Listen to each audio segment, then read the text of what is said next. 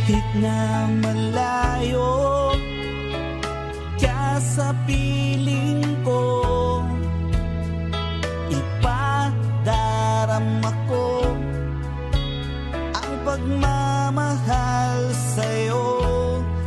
Hihintayin ko ang pag-uwi mo, magkikita rin tayo, mayayakap din kita, oh baby ko.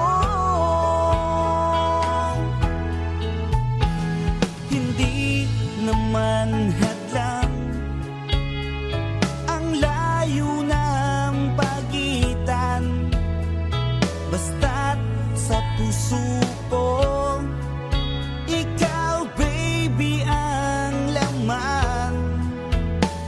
Wala na mahihiling ang ika'y makapiling, mayayakap din kita, oh baby ko. Mundo'y anong saya kung makakapiling ka, ngunit ngayon ay malayo ka, lungkot ang nadarama. Kahit na magkalayo ang mundo nating dalawa, ikaw lang at wala nang ang iba. Hindi naman hadlang ang layo ng pagitan, basta't sa puso ko ikaw baby ang laman. Wala na mahihiling ang ika'y makapiling, mayayakap din kita, oh baby ko. Mundo'y anong saya kung makakapiling ka, ngunit ngayon ay malayo ka, lungkot ang nadarama.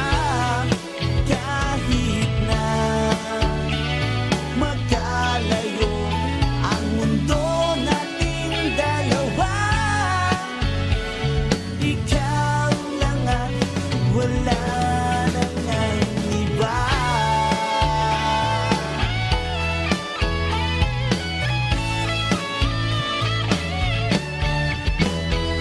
Mundo'y anong saya kung makakapiling ka, ngunit ngayon ay malayo ka, lungkot ang nadarama.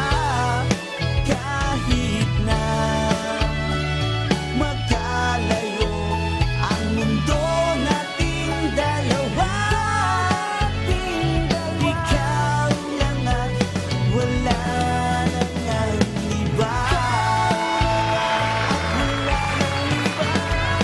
Ikaw lang at wala nang ang iba.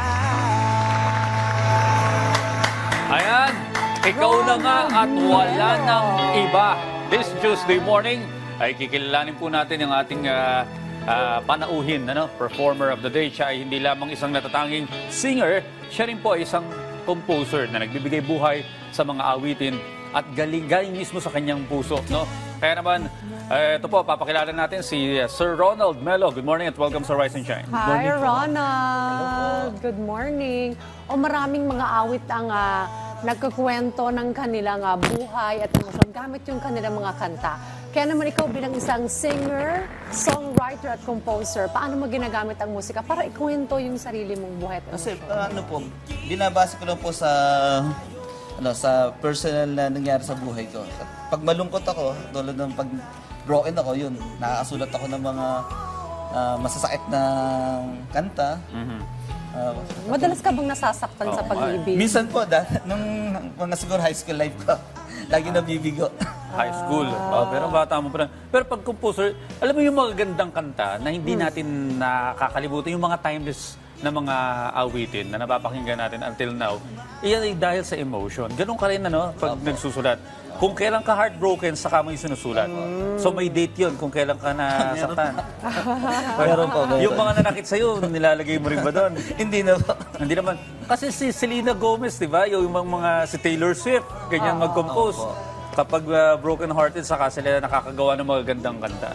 Okay. Meron ka na bang, balak na mag-release ng album sa mga kanta I na hope po na-compose mo? this year po, makapag-release na po ako ng yung talagang full album ko kasi puro single lang po talaga ako ngayon. Ito yung single na to, Sana'y Magbalik Ka. Mari mo bang ibahagi sa amin yung kwento nito? Para nakikiusap, Opo, yun po kasi sana'y magbalik ka. Kinumpos po yan ng kaibigan ko si Nicole Gadingan, a.k.a. Macnix po. Sabi niya sa akin, bro, kantahin mo to para sa akin. Kasi nung mabasa ko yung lyrics, sabi ko, saktong nangyari siya sa akin. Kasi iniwan ako dati, tapos nakiusap ko na Nagsumamo ka. Huwag ka bumalik ka. Okay. Kaso hindi ako binalikan. Pero nagiging emotional ka rin ba habang nagpa-perform ganito? Oo, nararamdaman ko talaga Nararamdaman mo yan. yung kanta na tumatama talaga sa akin. Hindi ako familiar. Hindi ko pa naranasan yung broken-hearted na yan. Ikaw kasi nagpapaiyak. Nagtatanong ako sa'yo eh. Hindi ako familiar dyan. So kapag ikaw ay emotional, mas nararamdaman ng audience yung feelings ng kanta. Opo. Okay. Bilang isang singer and composer, ano yung mga unforgettable moments mo sa iyong singing journey? Nung unang sabo ko po sa pagkanta nung namatay si Idol April Boy Regino. Doon ako Kaboses niya nga! nabigyan ako ng chance kasi na kumanta kasi nagkameron po ng birthday niya na inalala namin yung mga nakaraan niya. Tapos nag-big po ako doon eh. Kausap ko yung anak niya ni Charm Behin. Sabi niya, sali ka naman dito. Doon po nagbukas yung pinto para sa akin. Pero alam mo na kaboses mo. Kasi kanina, Medyo habang pinapakinggan ka namin, kaboses nga Sabi niya. ko, meron sabi ko, pong April po ako. Kaya mo ba kantahin yung mga kanta niya? minsan po, Sige nga, Sige, sample kahit yung chorus lang.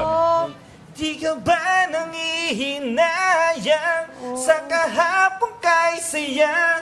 Di mo na ba naalala na mahal kita sinta? Di ba?